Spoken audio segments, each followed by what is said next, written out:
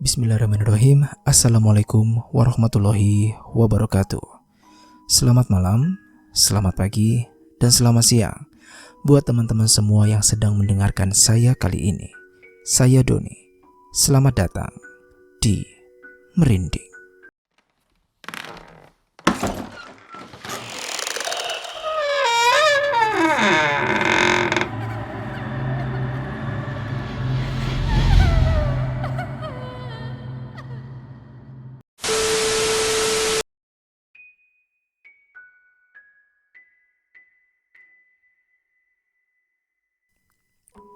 Halo teman-teman semua, apa kabar?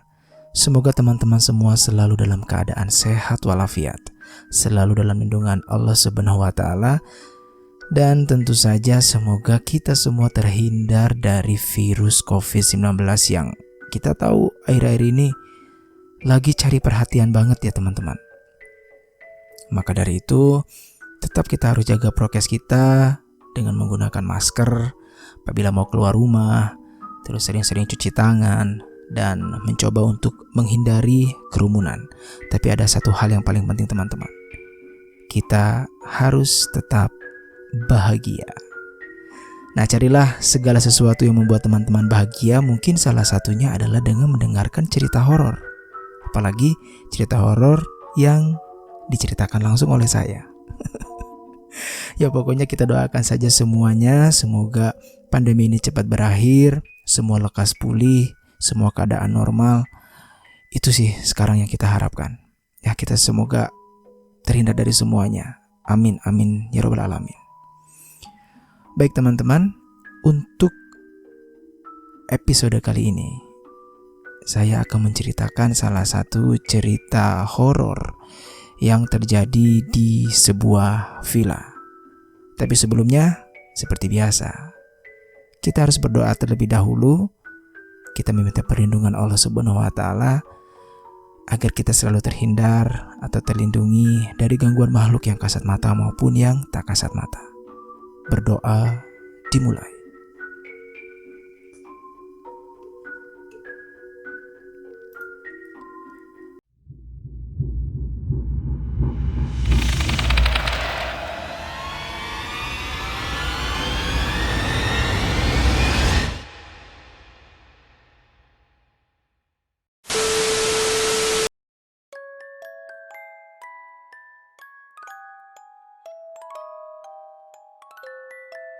Kisah ini dialami langsung oleh Kemal dan kawan-kawan di salah satu villa di Cisarua, Bogor.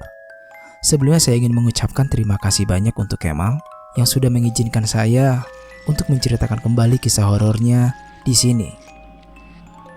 Untuk teman-teman silakan cek kolom deskripsi untuk melihat akun Twitter maupun Instagram dari Kemal. Oke, kita langsung saja masuk ke ceritanya. Jadi acara menginap ini bermula dari ketidaksengajaan sebenarnya. Ketika Kemal dan teman-temannya ini ngumpul, tiba-tiba salah satu dari temannya ini mencetuskan ide. Kayaknya seru nih kalau nginep di villa rame-rame. Kemudian Kemal dan teman-temannya pada saat itu menyetujuinya. Akhirnya mereka share ke teman-teman lainnya di grup, dan ide mereka pun disambut baik oleh yang lainnya. Mereka sangat antusias untuk ikut dalam acara menginap di villa kali ini.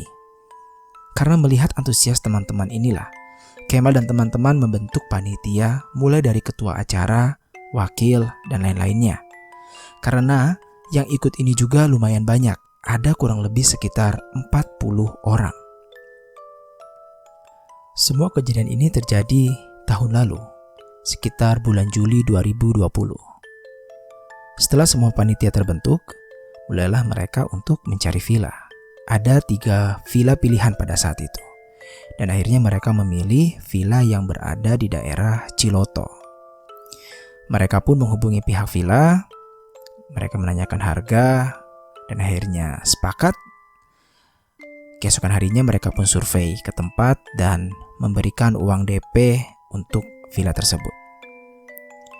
Setelahnya, 2 atau 3 hari kemudian, pihak villa yang di Ciloto ini menghubungi Kemal dan teman-temannya.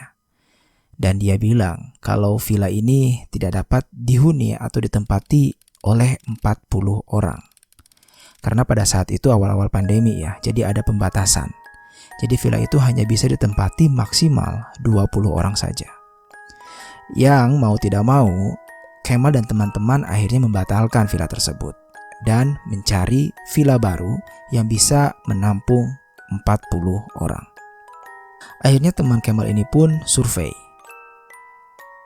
Dan ketemulah villa di daerah Cisarua, Bogor. Villa ini menawarkan fasilitas yang lengkap dan besar pula. Juga di dalamnya terdapat kolam renang private. Dan yang paling menggiurkan adalah harganya. Harga villa yang ada di Cisarua Bogor ini hanya 3 juta rupiah untuk 3 hari 2 malam. Yang mana rata-rata harga villa di sana itu dengan fasilitas yang sama, dengan ukuran rumah yang sama, itu ada di kisaran sekitar 5 juta ke atas. Siapa yang gak senang?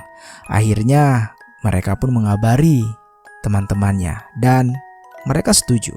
Oke, deal, kita ambil villa ini karena murah, lengkap, dan juga besar, bisa menampung 40 orang. Keesokan harinya, mereka pun siap-siap untuk berangkat. Kebetulan pada saat itu bertepatan dengan Hari Raya Idul Adha. Jadi mereka sepakat untuk pergi setelah sholat Id. Mereka pun bersiap-siap.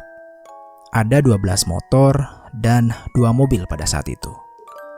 Mereka pun memilih jalur Jaktim dan juga Bukit Pelangi. Nah, di Bukit Pelangi ini ada satu kejadian. Salah satu motor dari rombongan itu tergelincir, jatuh. Dan akhirnya mereka pun berhenti dulu untuk menyelamatkan temannya. Akhirnya mereka sampai di Villa Cisarua Bogor itu sekitar jam 11.30 atau setengah 12. Mereka pun langsung mengemasi barang mereka, membawa barang mereka masuk ke dalam villa itu. Tentu saja diawali dengan salam ketika membuka pintu, karena ini salah satu bentuk dari sopan santun ya, kalau kita masuk ke tempat yang baru kita kunjungi. Nah, karena pada saat itu juga kebetulan hari Jumat, jadi setelah semuanya beres, setelah semua barang-barang dimasukkan ke dalam villa, para lelaki kemudian bergegas untuk pergi ke masjid untuk sholat Jumat tentunya. Nah, setelah sholat Jumat selesai, semua laki-laki kan pada datang nih ke villa. Dan mereka pun merasa lapar. Akhirnya mereka memutuskan untuk masak. Masak pertama di villa itu. Itu berarti kejadiannya masih siang ya. Dan di acara masak inilah setelah sholat Jumat, teror horor pertama dimulai. Di dapur itu hanya ada Kemal, Didong, Dandung, dan 2 cewek pacarnya mereka. Nah, mereka nih kemudian asik nih masak, goreng sana, goreng sini ya. Nah, ketika mereka lagi asik-asiknya masak, tiba-tiba tanpa ada angin, tanpa ada apapun, pintu dapur terbuka dengan sendirinya. Mereka kaget. Mungkin angin kali. Tapi tidak lama kemudian, setelah pintu itu terbuka dengan sendirinya, anehnya, keran yang ada di luar dekat dapur itu tiba-tiba menyala sendiri. Mereka makin syok. Aneh, karena mereka yakin hanya ada mereka di sana, tidak ada orang lain. Akhirnya salah satu dari mereka berinisiatif untuk mematikan keran tersebut. Jadi keran ini posisinya ada di luar, nempel di tembok dari dapur itu sendiri. Dimatikanlah keran itu. Dan terus kemudian mereka melanjutkan lagi kegiatan masak mereka. Di waktu yang bersamaan, ada salah satu teman Kemal juga, namanya adalah John. Jadi John ini ceritanya, dia ini kebelet pengen buang air besar. Akhirnya dia pergi tuh ke kamar mandi, ke WC ya, untuk buang air besar. Terus setelah itu dia keluar kamar mandi, bertemu dengan Kemal, dan Kemal melihat sesuatu yang aneh dari John ini. Kemal melihat ekspresi John yang tidak wajar. Jadi dia menunjukkan ekspresi ketakutan, pucat, ekspresi panik, dan dia kayak seperti terdiam sejenak. Akhirnya Kemal pun bertanya sama John, "Lo kenapa, John?" Dan John pun menceritakan apa yang terjadi, apa yang dia alami di WC pada saat itu. Jadi menurut ceritanya John itu, ketika dia sedang buang air besar, dia merasa, dia mendengar seperti ada seseorang yang menangis. Padahal pada saat itu di lingkungan atau daerah sekitaran WC itu tidak ada orang. Semuanya ada di tempat lain, tidak ada di dekat WC tersebut. Kemal pun pertama kali tidak percaya, bahkan dia sampai 2 kali bertanya. Cuman dipikir-pikir, John ini tidak mungkin berbohong, karena Kemal sendiri bisa melihat dari ekspresi muka John itu sendiri. Akhirnya Kemal memberitahukan John kalau untuk tidak menceritakan apapun kepada semuanya selain mereka berdua, karena ditakutkan orang-orang yang ada di situ, orang-orang yang ada di villa ini malah tidak bisa menikmati liburan mereka. Yang ada mereka takut, mereka panik, dan ujung-ujungnya mereka minta pulang. Kan gak lucu, orang baru nyampe, malah minta pulang. Akhirnya John pun mengiyakan. Nah, setelah masak selesai, setelah semuanya makan dan semuanya kenyang, semua orang yang ada di villa itu sangat terlihat menikmati liburan mereka. Ada yang beli bakso, ada yang berenang, dan lain-lainnya. Singkat cerita, malam pun tiba. Semua orang di sana sangat enjoy dengan villa tersebut. Sekitar jam 8 sampai jam 9 malam, tiba-tiba semua lampu yang ada di villa mati. Panik semua orang, heboh satu rumah. Mereka pikir ada orang iseng, ada salah satu dari mereka yang jahil untuk mematikan lampu villa. Bahkan ada salah satu teman Kemal yang pada saat itu agak sedikit emosi. Dia pun bilang kayak, "Woi, ini siapa sih yang jahil? Jangan gini dong bercandanya." Tidak lama dari dia berucap seperti itu, tiba-tiba lampu villa pun nyala kembali. Udah, semua orang tenang, kondusif lagi. Akhirnya ketua acara meminta semua orang untuk kumpul di ruang tamu. Rencananya dia akan memberitahukan acara atau rundown yang akan mereka lakukan di keesokan harinya. Setelah rapat selesai, teman Kemal tadi ini yang agak emosi ini masih penasaran sama siapa sih yang iseng banget matiin lampu villa. Akhirnya dia tanya di tengah-tengah rapat itu, "Tadi siapa yang matiin lampu villa?" Nah, kemudian dari 39 orang yang ada di sana, tidak ada yang mengaku, tidak ada yang merasa mematikan lampu villa. Malah ada 2 orang yang bercerita hal lain ketika lampu di villa itu mati semua. Jadi ada salah satu yang bercerita atau mengaku kalau ada sesuatu hal yang ganjil pas lampu villa mati. Jadi dia ini sedang nongkrong di teras rumah depan. Dan pas lampu itu mati, dia melihat tiba-tiba lampu sorot mobil itu nyala sendiri. Aneh. Kenapa itu lampu kok nyala sendiri? Sedangkan dia yakin kalau kunci mobil itu ada di yang punya mobilnya dan dia ada di dalam kamar pada saat itu. Dan setelah lampu nyala pun akhirnya dia ngecek tuh ke mobil.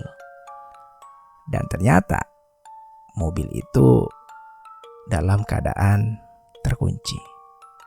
Jadi nggak tahu siapa yang nyalain mobil, lampunya ya. Nah, selain itu ada lagi kejadian. Salah satu dari anggota di sana. Nah, kebetulan pada saat itu dia lagi ada di dalam kamar. Nah, kamar ini ada di pojok dekat kolam renang. Jadi pas lampu villa itu mati semua, dia mendengar ada suara orang nangis lagi di situ. Pas lampunya mati. Pas lampu nyala, suara itu hilang. Nah, mereka berdua ini ngaku kalau mereka mengalami hal tersebut. Ya ini ya udah geger tuh. Ya mencoba untuk tidak panik sih pada saat itu mungkin ya mereka mencoba untuk tidak panik karena ya mereka datang ke situ untuk have fun, untuk senang-senang kan, nggak mau yang mendengar cerita-cerita ini. Dan ya sudahlah, biarkan berlalu, toh sekarang lampu sudah nyala lagi kan. Nah, akhirnya mereka masuk tuh ke kamar masing-masing setelah rapat karena pada saat itu cukup malam juga. Nah, kemudian akhirnya Kemal dan teman-teman, kalau yang lain pada masuk ke kamar, Kemal dan teman-teman ini malah memutuskan untuk main kartu nih ceritanya. Main kartu remi di teras lantai 2, di balkon lantai 2. Nah, seru nih mereka akhirnya main kartu remi gitu kan untuk mencairkan suasana lah agar tidak terlalu tegang dengan apa yang sudah terjadi kan. Apalagi Kemal dari tadi siang kan sudah mengalami teror-teror gitu kan, dan malam harinya malah temannya sendiri menceritakan hal seperti itu. Setelah bermain remi, semuanya pun masuk ke kamar nih untuk bersiap tidur. Tapi sekitar jam 12-an, Kemal ini kayak nggak bisa tidur gitu kan. Akhirnya Kemal mengajak 3 temennya nih buat ngerokok di teras karena ngerasa mulutnya ini asem gitu kan. Akhirnya mereka pergi tuh. Jadi ada 4 orang, Kemal, Arman, Dewa, sama Padlan. Nah, ada salah satu temannya lagi, cuma lupa namanya siapa katanya. Nah, terus kemudian pas sampai di teras, ternyata dia melihat ada 2 temannya lagi nih yang masih asik ngobrol. Nah, berarti di teras itu tadi kan ada Kemal dan teman-temannya ya, ada 5 orang ya. Ya ada 5 orang, terus ada pas keluar ada temannya lagi 2 nih, berdua. Nah, ini total ada 7 orang di teras itu. Mereka pun nongkrong tuh enak bareng ya di sana, 7 orang di atas teras. Selain ngerokok, Kemal juga ya menikmati pemandangan malam Cisarua ya, ngeliat gunung-gunung di malam hari gitu kan, asik lah sambil ngerokok. Sampai tiba-tiba dia terdistract. Dia teralihkan fokusnya dengan bangku yang ada di taman. Nah, jadi pertama karena kan suasana pada saat itu gelap ya. Suasana gelap, jadi agak sedikit remang-remang, tidak terlalu jelas gitu kan. Kemal ngeliat nih ke bangku di taman. Nah, awalnya Kemal ini berpikir kalau itu adalah baju temen-temennya yang sedang dijemur karena habis berenang tadi sore kan. Nah, akhirnya karena suasana saat itu remang-remang, tidak terlalu jelas, akhirnya Kemal pun memfokuskan penglihatannya. Dan ketika penglihatan Kemal terfokuskan terhadap objek tersebut, yang dilihat Kemal itu ternyata bukan pakaian teman-temannya, melainkan dia melihat sesosok kuntilanak bergaun putih yang sedang duduk menunduk dengan rambut ke depan menutupi wajahnya. Sontak pada saat itu Kemal langsung teriak, kuntilanak. Otomatis teman-teman Kemal yang ada di teras pun berlarian ke dalam kamar sambil bilang, ya Allah, ada setan, ya Allah, ya Allah, ada setan, gitu kan. Sampai-sampai kepanikan mereka ini membangunkan teman-teman yang lain yang sedang tidur di ruang tamu pada saat itu. Nah, kemudian mereka pun langsung masuk kamar, terus kemudian langsung menyalakan murotal. Nah, Kemal juga bilang lagi nih sama teman-temannya, kalau udah gak usah bilang ke siapa-siapa, udah cukup kita aja yang tahu.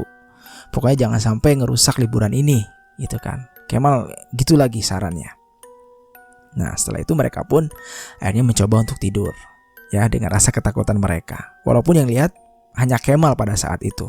Teman-teman Kemal yang lain mungkin hanya kaget melihat Kemal yang panik, teriak, dan mereka juga akhirnya ikutan lari, gitu kan. Kebayang sih suasana pada saat itu gimana. Nah, singkat cerita, pagi pun tiba. Nah, setelah kejadian itu, setelah Kemal melihat sosok tersebut, ya, sosok Mbak Kun itu, seketika tubuh Kemal ini tiba-tiba lemas, ditambah badan Kemal jadi panas. Ya, jadi itu cukup membuat Kemal untuk kesulitan bangun. Dan Kemal pun mencoba untuk, udahlah, kayaknya gue tidur aja, gue gak bakal ikut aktivitas hari ini, gitu kan. Hanya dia mencoba untuk istirahat, untuk tidur sampai kondisinya ini memang memulih. Nah, kemudian beberapa jam kemudian, acara yang tadi malam direncanakan itu pun dimulai. Ya, semua orang ramai di luar. Nah, Kemal pun mendengar keramaian itu. Akhirnya Kemal berusaha untuk bangun. Ya, karena dia ngerasa juga badannya kayaknya udah, alhamdulillah nih, pada saat itu badannya udah agak enakan, ya, walaupun masih agak sedikit demam pada saat itu. Nah, ketika acara berlangsung, seru nih, semua, wah seru ya, rame gitu kan. Tiba-tiba ada dua temannya Kemal ini juga izin, katanya mau ke WC, pengen pipis, ya. Mereka pun kemudian pergi tuh ke WC yang ada di lantai 2 ceritanya. Dan lagi-lagi ketika dalam WC, salah satu dari temannya itu mendengar suara lagi. Tapi kali ini suaranya bukan suara orang menangis, tapi kayak suara orang mengeram, kayak nah, macam seperti itu. Dan itu suaranya itu berasal dari luar WC. Nah, awalnya dia pikir ini adalah suara temennya yang lagi nunggu di luar. Iseng nih, ngejailin nih, gitu kan. Awalnya seperti itu. Nah, tapi pas ketika dia keluar dan tanya sama temennya ini gak ngaku. Karena sudah tahu jawabannya, akhirnya mereka pun lari, terbirit-birit ke bawah, ketakutan, ya, dengan muka panik dan pucat lagi, yang membuat semua orang di situ akhirnya keanehan, ya, tanya-tanya ada apa nih, gitu kan. Nah, kemudian disitulah dia cerita, ya, apa yang mereka alami di WC tadi di atas. Nah, karena tidak mau membuat suasana jadi panik, akhirnya acara pun dilanjutkan lagi. Udah, yuk kita lanjutkan lagi acaranya, ya, biar mencairkan suasana, jadi biar nggak terlalu panik, gitu kan. Nah, kemudian acara hari itu tuh sangat seru. Jadi kayak ada senam, terus kemudian ada balap tiup gundu, ya, terus ada balap karung yang pakai helm, ya. Nah, dan acara terakhir itu adalah acara tarik tambang. Nah, pas acara tarik tambang ini ada sesuatu yang aneh. Jadi acara ini kan melibatkan beberapa tim, ya. Nah, kebetulan timnya Kemal ini masih nunggu giliran nih, karena tim lain yang lagi tanding kan. Akhirnya timnya Kemal ini nunggu giliran. Terus kemudian setelah tim satu selesai, nah, dua teman Kemal, ya, John sama Gembel. Si John yang tadi ya, yang di WC itu, yang WC pertama itu. Nah, ini ada John sama Gembel ini naik ke dapur lantai 2 buat ngambil air minum. Nah, dia kan udah kelar nih mainnya, dia mungkin capek, akhirnya dia ke dapur yang ngambil air minum. Tapi pas mereka lagi minum, mereka melihat kalau gelasnya itu bergerak sendiri. Dan itu enggak satu kali, tapi 2 kali mereka lihatnya. Dan di waktu yang bersamaan, mereka juga melihat seperti ada bayangan hitam lewat di dekat mereka. Tanpa pikir panjang dan rasa panik mereka pun, kemudian mereka lari ke lantai bawah, ke lapangan di mana acara masih berlanjut. Nah, pas mereka turun, tentu saja dengan muka panik Kemal pun terheran, ya kan, dan bertanya sama mereka, ini ada apa lagi sih? Lu kenapa lagi gitu kan? Dan mereka tuh menceritakan semuanya. Ya, Kemal hanya bisa diam karena Kemal sudah menyaksikan dari awal masuk villa sampai terakhir dia ngelihat John dan Gembel dengan muka panik itu lagi. Akhirnya dia juga kayaknya berpikir, ada apa nih sama villa ini kan? Nah, terus kemudian acara ini masih lanjut nih. Mereka nggak tahu nih yang lagi main, cuman tahu Kemal, si John, Gembel sama teman-temannya aja. Nah, terus kemudian tim Kemal pun masih belum dapat giliran nih. Nah, karena belum dapat giliran juga, karena masih lama, akhirnya Kemal, Padlan, terus di situ waktu itu ada Kebot juga, akhirnya makan bakso. Ya karena sambil nunggu kan, karena lama. Akhirnya mereka makan bakso tuh sambil menunggu tim mereka dipanggil. Nah, tanpa disengaja, ketika mereka makan bakso, mereka melihat penunggu villa itu seperti sedang menguburkan sesuatu yang entah isinya apa. Tapi yang jelas, yang Kemal lihat itu, dia menguburkan semacam kain percak hitam yang digulung seperti bola dan diikat di bagian atasnya. Nah, pada saat melihat itu, Kemal sebenarnya penasaran, ingin bertanya sama si pengelola villa itu, apa sih yang dia kuburin gitu kan. Nah, tapi oleh 2 temannya ini Kemal dilarang, udahlah lu ngapain nanya-nanya gitu, udah itu urusannya dia.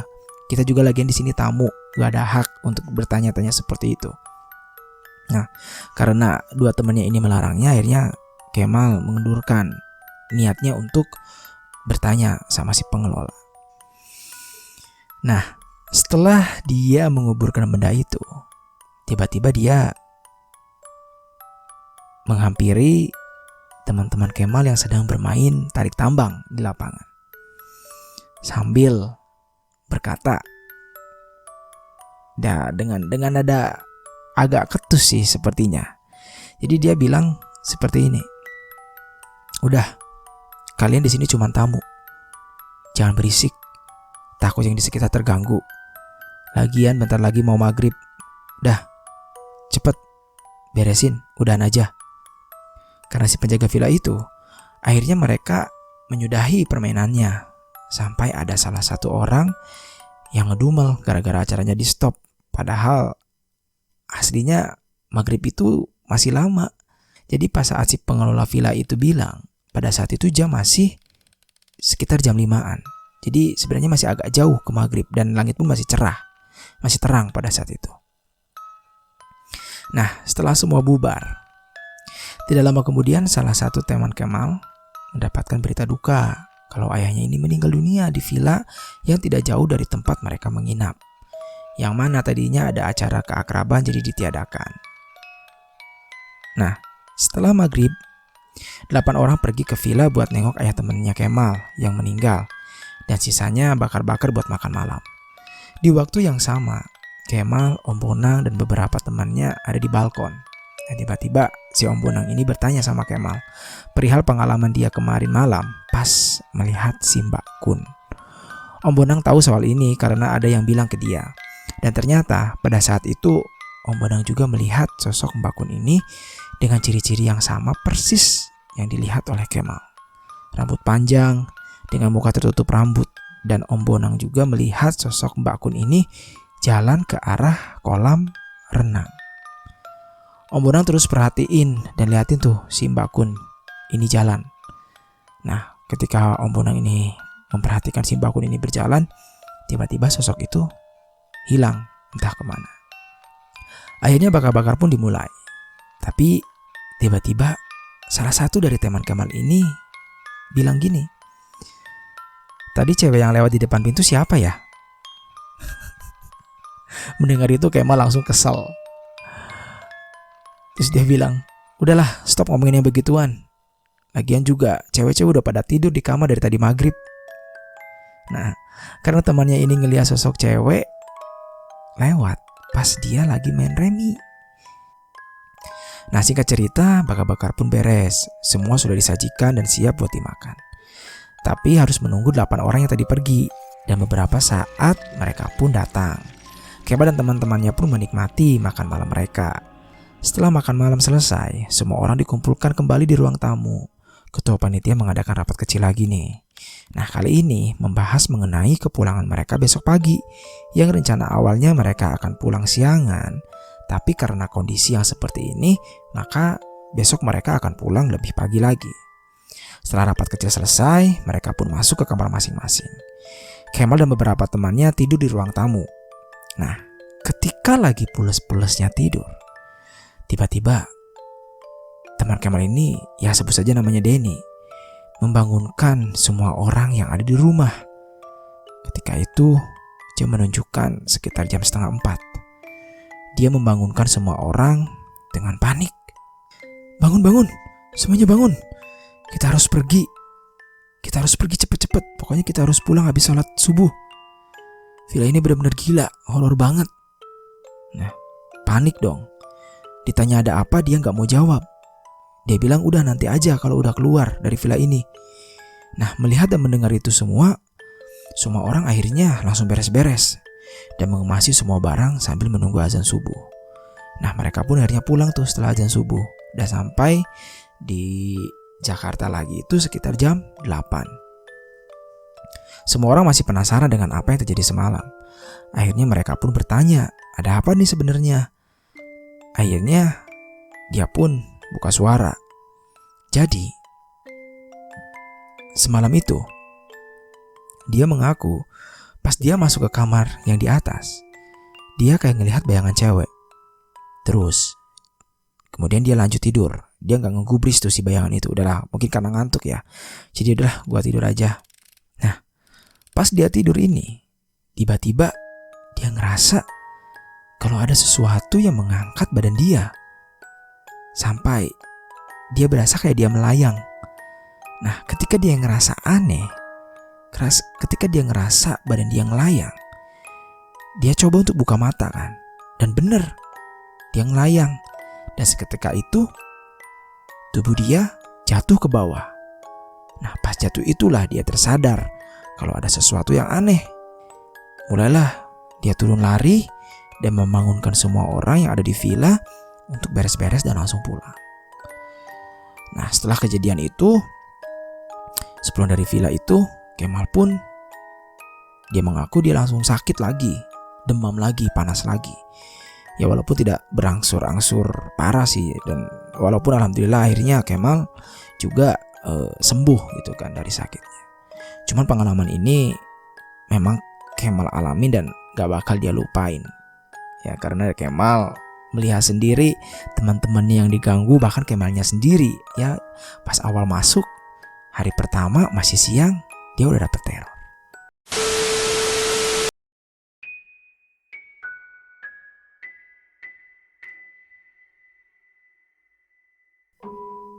Oke teman-teman, jadi itu untuk cerita kita hari ini ya, cerita tentang pengalaman Kemal yang terjadi di salah satu villa di Cisarua, Bogor. Ya, semoga kita bisa mengambil pelajaran dari cerita Kemal ini ya. Yang mana memang kalau kita masuk ke suatu rumah atau tempat atau lokasi baru itu, kita memang benar-benar harus menghormati, harus berhati-hati, jangan sampai membuat onar atau membuat tempat itu kotor ya. Karena ya enggak di semua tempat juga pasti ada makhluk seperti itu. Ya kita berdampingan, ya kita saling menghormati saja lah ya. Oke, baik, terima kasih teman-teman sudah mendengarkan cerita dari Kemal ya, dan semoga teman-teman bisa terhibur. Semoga teman-teman juga bahagia ya, dan meningkatkan imun teman-teman. Dan insya Allah kita akan ketemu lagi, dan insya Allah saya akan menceritakan lagi cerita-cerita horor selanjutnya di kesempatan yang akan datang. Oke, saya tutup untuk episode kali ini dengan billahi taufik wal hidayah. Wassalamualaikum warahmatullahi wabarakatuh. Akhir kata, salam merinding.